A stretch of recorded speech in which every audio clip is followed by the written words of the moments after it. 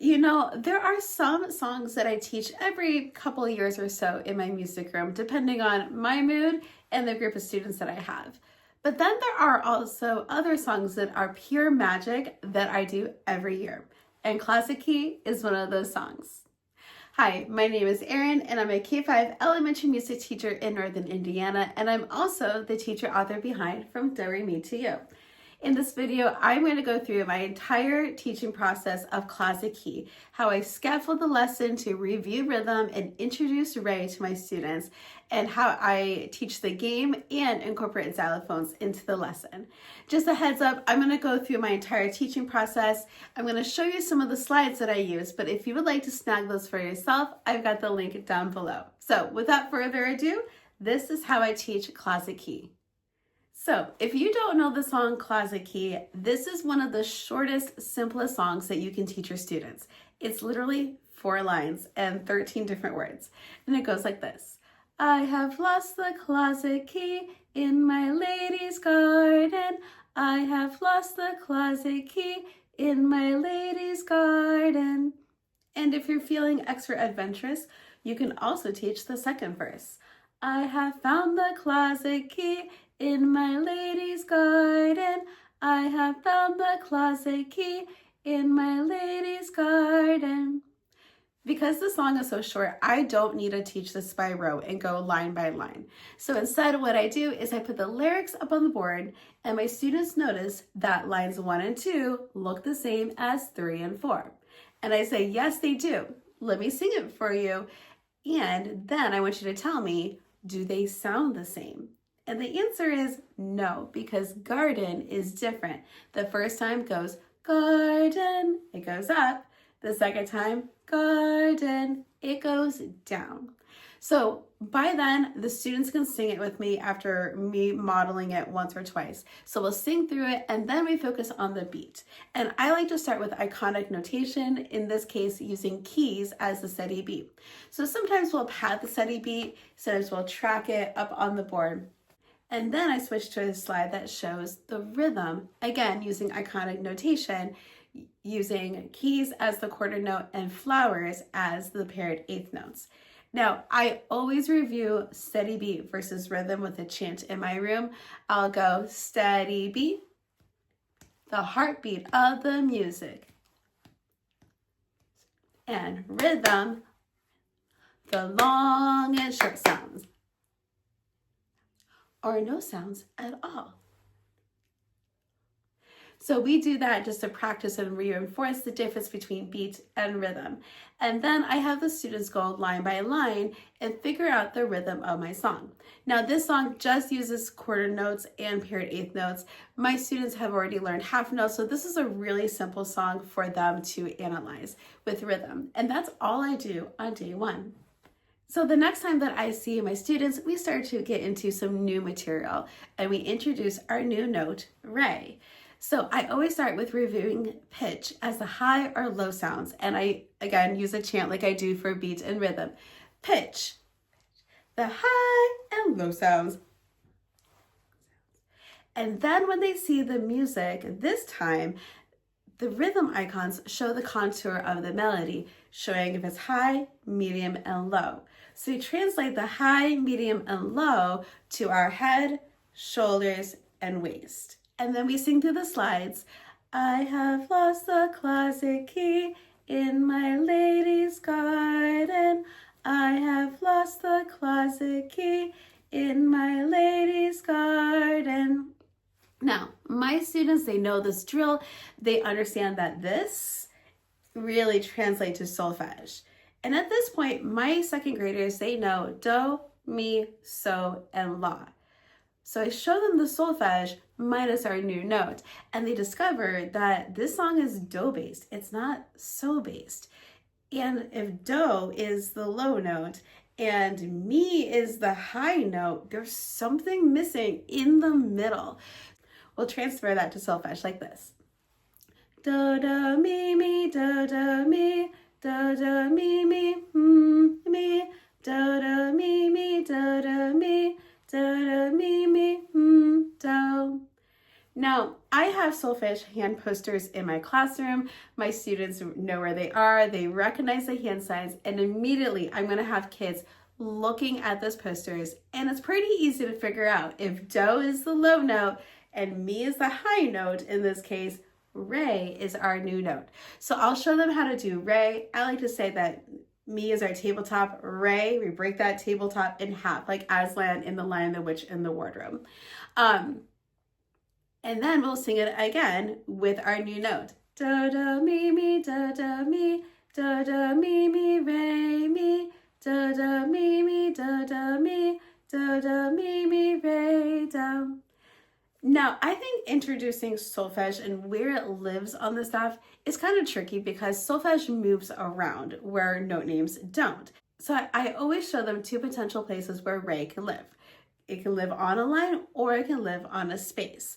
And for our purposes in our song, re is going to live on a space. And then I show them what the iconic notation looks like with the 5-line staff. And then we sing it again with the solfege, do, do, mi, mi, do, do, mi, and so on and so forth, until we scaffold all the way down to written notation on the 5-line staff. And I think this approach of starting with just the contour, then adding in the hand signs, and then showing where re actually lives, and working all the way to written notation, it really gives kids the confidence to need to start reading music on their own. And that's all I do for day 2. Now, some years, depending on the class, if we have extra time, I will start to introduce the game. And then on the next day, day 3, we'll actually play the game Classic Key.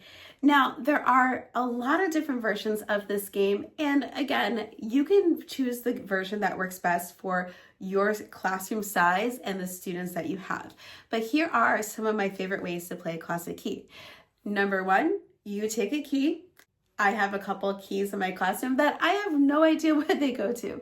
So I'll pull one of those out. We sit in a circle. One student sits in the center and they close their eyes while they sit in the garden, and we pass the key from person to person. At the end of the song, by the way, we sing both verses, lost and found the classic key. When the song is over, the person who has the key hides it in their hand, as does everyone else, and the student in the middle has 3 guesses. Now, I will say you do have to work on some of the etiquette of playing the game, of not taunting the person in the middle or being quiet. But I usually say the person in the middle has either 3 guesses or 1 minute to try to figure out who it is in the middle. A slight variation of this, the original way that I learned, was taking a key and threading it through a long piece of yarn. And so the students hold on to the yarn and they just slide the key down the piece of yarn as it goes around the circle. That can be fun, but if you have some classes that are small and some that are big, that yarn size may be variable and kind of tricky. Another way of playing it is a hot and cold game. In this case, one person leaves the room temporarily while either you or another student hides the key or partially hides the key. It has to be somewhat seen. And then that student comes back into the room and we start singing the song. And if you've ever played hot and cold before, the closer that student gets to the key, the louder you sing, and the further away they are, the quieter you sing. And this is really good for teaching crescendo and decrescendo and really focusing on a good singing voice, no matter if you're singing forte or piano.